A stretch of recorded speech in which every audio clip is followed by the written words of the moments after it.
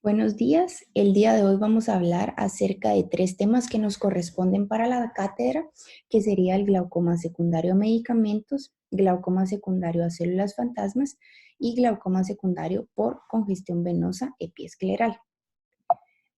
Vamos a empezar entonces con el glaucoma secundario a medicamentos.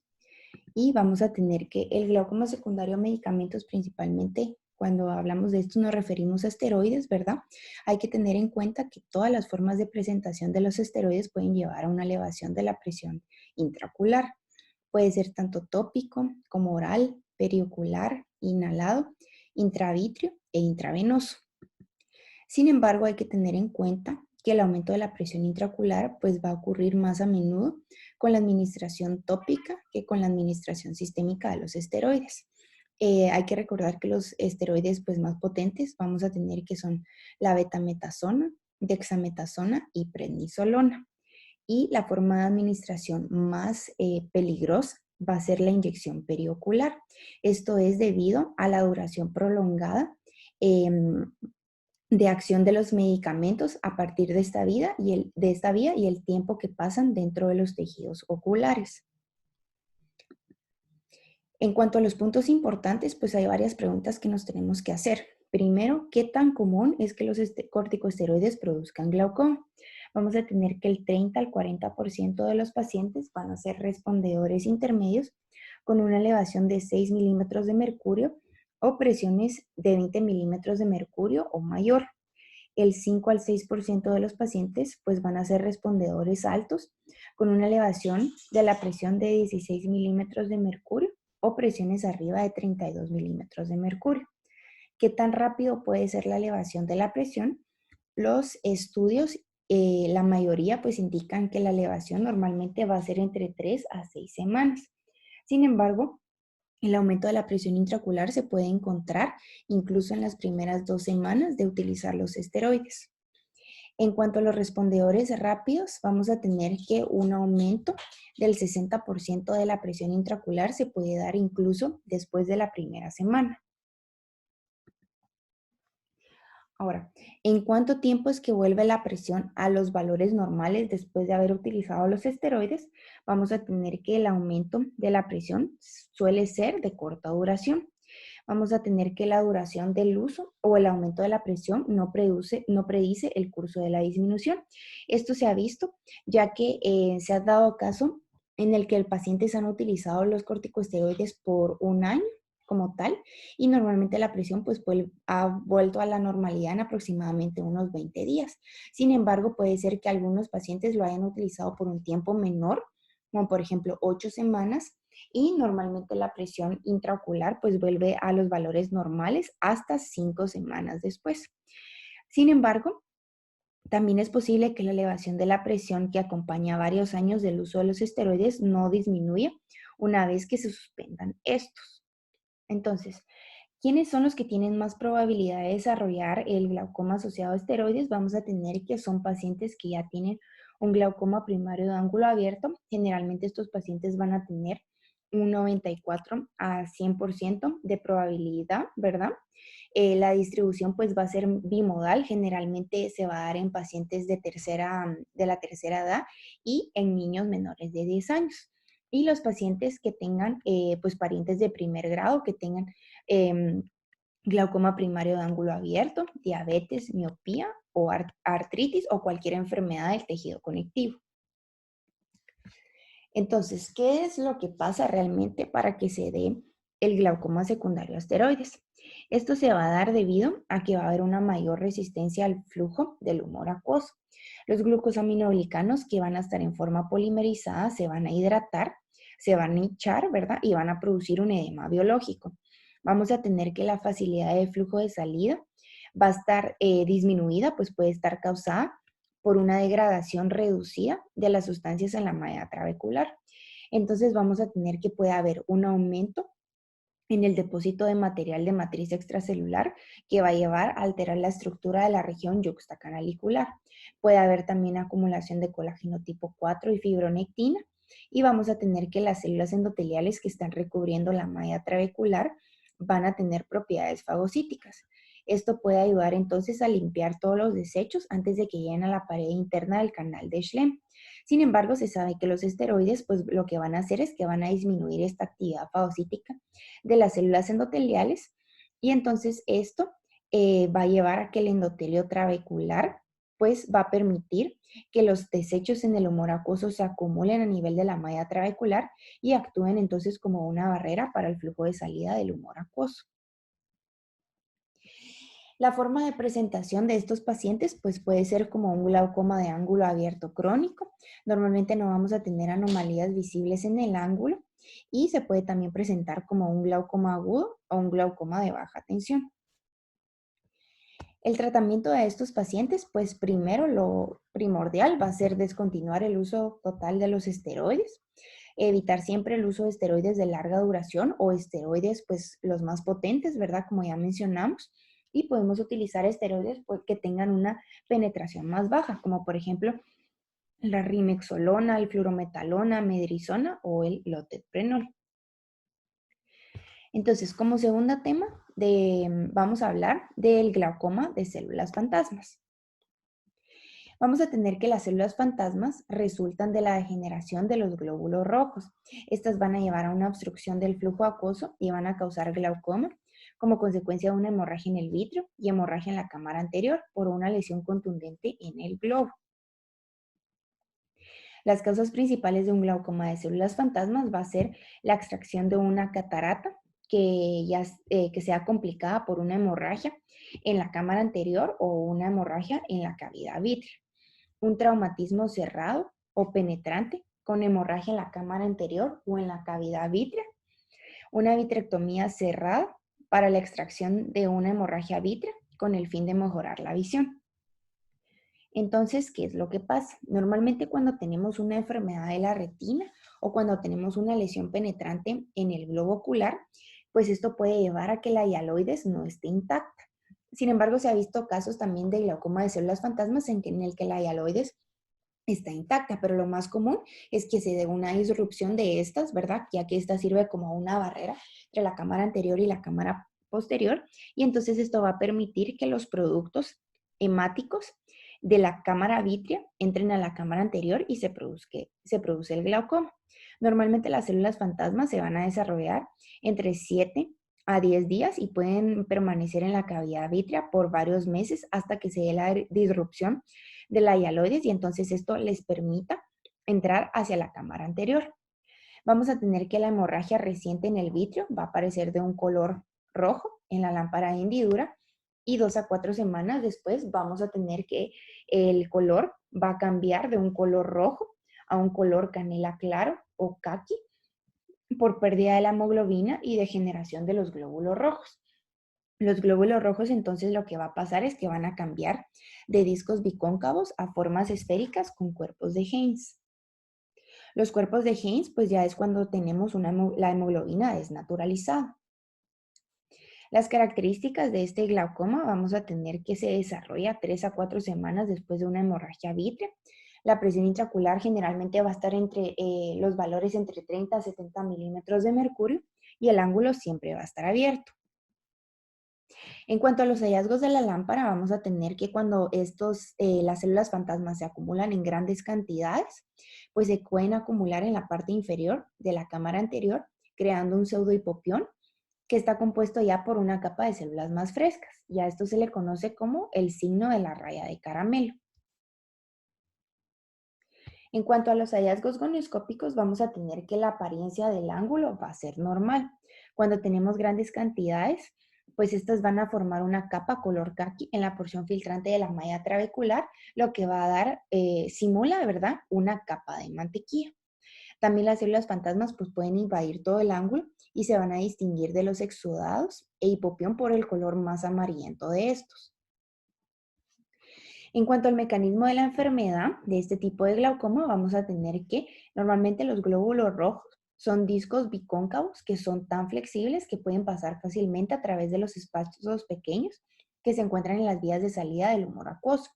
Sin embargo, cuando estos se convierten a células fantasmas, entonces se pierde la elasticidad y flexibilidad, y estos van a obstruir y van a causar una marcada reducción en la facilidad de salida del humor acuoso. En cuanto a los diagnósticos diferenciales, vamos a tener que tenemos tres principales.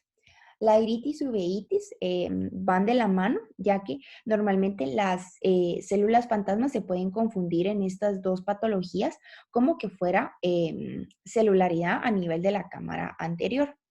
Una de las formas para poder diferenciar es que tanto en la iritis como en la uveitis utilizamos los esteroides y en estos pacientes pues no va a haber una resolución de la enfermedad, ya que la utilización de los esteroides en el glaucoma de células fantasmas va a retrasar la reabsorción de las células.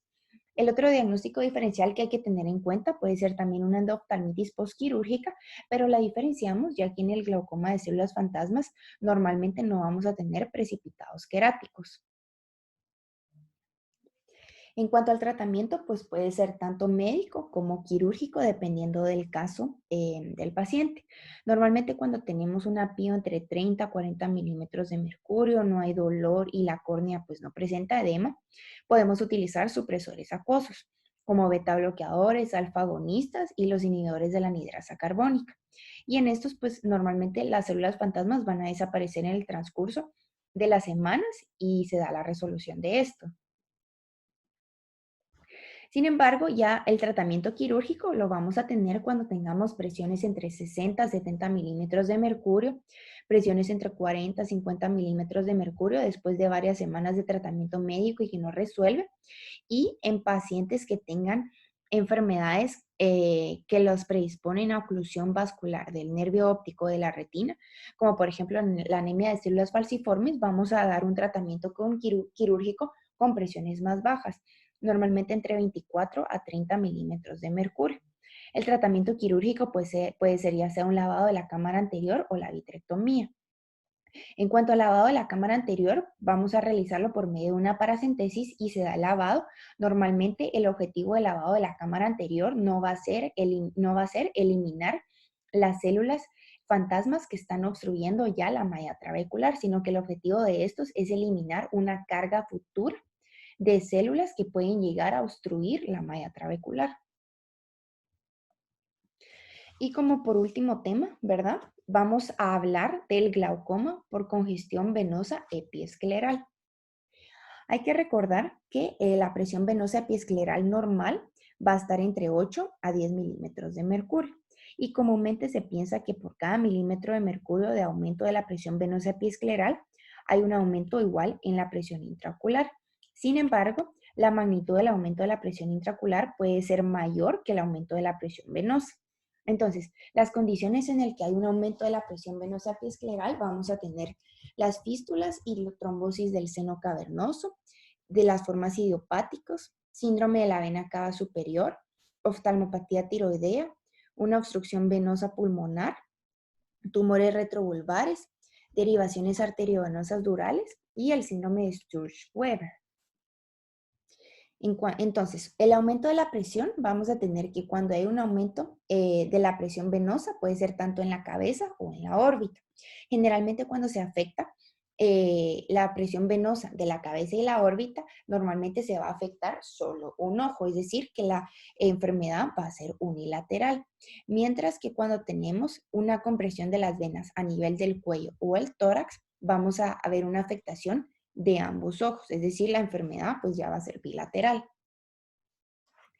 El cuadro clínico en estos pacientes pues vamos a ver una marcada dilatación y tortuosidad de los vasos epiesclerales y de la conjuntiva vulvar. Vamos a observar quemosis, proptosis, pulsaciones y soplo sobre la órbita. La PIO normalmente va a estar entre 25 a 35 milímetros de mercurio. El ángulo va a estar abierto con reflujo en el canal de Schlemm o también podemos observar sangre a nivel del canal de Schlemm y va a haber un aumento también en la amplitud del pulso ocular. Entonces, ya las formas clínicas vamos a tener primero, en cuanto a las trombosis de las venas orbitarias o las fístulas arteriovenosas, vamos a tener que este va a ser de inicio rápido, vamos a tener que va a haber dolor en el mismo lado de la cabeza afectada, las venas epiesclerales pues van a estar dilatadas también en el mismo lado afectado, va a haber quemosis y exoftalmos que se puede desarrollar en horas o días, y las venas retinianas también van a estar dilatadas en el mismo lado. Como podemos ver, esto se da por un aumento de la presión venosa y una disminución de la presión arterial y lo que va a llevar a una turbulencia de la sangre, como se puede observar a nivel de la imagen. La oftalmopatía tiroidea, ¿verdad? En estas vamos a tener que el aumento de la presión venosa se va a dar por una proptosis, ya que la proptosis va a llevar entonces a una obstrucción del flujo venoso orbitario. También podemos observar una inflamación del segmento anterior. Ya en la fase tardía de la oftalmopatía tiroidea, normalmente vamos a encontrar una contractura de los músculos extraoculares y fibrosis de estos. Normalmente el músculo extraocular más afectado va a ser el músculo recto inferior y los pacientes pues van a tener una resistencia en la mirada hacia arriba y un aumento de la presión intraocular al momento de que estos traten de llevar la mirada hacia arriba. Por eso es que en los pacientes con una oftalmopatía tiroidea pues tenemos que tomar la presión en las diferentes posiciones de la mirada. La tercera forma clínica podemos tener las derivaciones durales. En estas, normalmente los signos y síntomas son sutiles. Los pacientes pueden no ser conscientes de sus ojos rojos, ¿verdad? En el síndrome de la vena cava superior, pues ya tenemos aquí lesiones en el tórax superior que van a obstruir el drenaje venoso de la cabeza. Puede haber un aumento de la presión venosa epiescleral, ¿verdad? Va a haber cianosis y las venas dilatadas de la cabeza y en el cuello, como se observa en la imagen. En cuanto a la forma idiopática, vamos a tener que realmente no existe una causa reconocida fuera del ojo para la elevación de la presión venosa. Los vasos del globo van a estar grandes. Este es un diagnóstico de exclusión. Puede ser unilateral o bilateral, pero es más común que sea unilateral. Y normalmente, como es un diagnóstico de exclusión, pues se piden bastantes exámenes y vamos a tener que uno de estos son imágenes intracraneales. Y pues en estos pacientes vamos a tener que las imágenes intracraneales van a ser normales. Normalmente se piensa que la forma idiopática se debe a alguna anomalía venosa orbitaria o periocular, lo que va a llevar a un aumento de la presión transmitida tanto a las venas epiesclerales como a las coroideas. El síndrome de Sturge-Weber vamos a tener que existen dos tipos. El primero que se va a dar por anomalías congénitas del ángulo mesodérmico y normalmente el inicio del glaucoma en estos pacientes pues va a ser temprano en la vida, con oftalmos recurrentes, anisometropía con ambliopía y discos excavados. Generalmente estos pacientes pues suelen ser bastante refractarios a la terapia médica para el glaucoma. Y el otro tipo, ¿verdad? Que es el que nos interesa, se va a dar por un aumento en la presión venosa epiescleral por los hemangiomas orbitarios y perioculares. Los pacientes pues van a tener el ojo rojo, glaucoma de inicio tardío, en la adolescencia o en la menarquia. Y normalmente no van a tener el buftalmos, ¿verdad? O la ambliopía como en el tipo 1 que sí lo tiene. En cuanto a las complicaciones del glaucoma, ¿verdad? Podemos tener un aplanamiento de la cámara en el lado afectado y el glaucoma de ángulo cerrado. Este aplanamiento es atribuible al aumento del volumen venoso que conduce a una efusión en el segmento posterior y en algunos casos se puede observar como un desprendimiento coroideo. Y vamos a tener que el aumento de la presión venosa epiescleral de forma sostenida y de forma crónica y una disminución de la presión venosa de la presión arterial, pues pueden llevar a una isquemia ocular. Esto entonces va a predisponer al crecimiento de nuevos vasos a nivel del iris y del ángulo y esto puede llevar entonces a producir un glaucoma neovascular. Por último, el tratamiento de este glaucoma pues va a ser dirigido a la causa primaria de la elevación de la presión venosa. El tratamiento médico va a ser igual, supresores acuosos, ya sea alfa-agonistas, beta-bloqueadores o inhibidores de la anhidrasa carbónica. Y el tratamiento quirúrgico pues va a ser una cirugía filtrante con esclerotomías profilácticas. Y eso sería todo por hoy. Muchas gracias.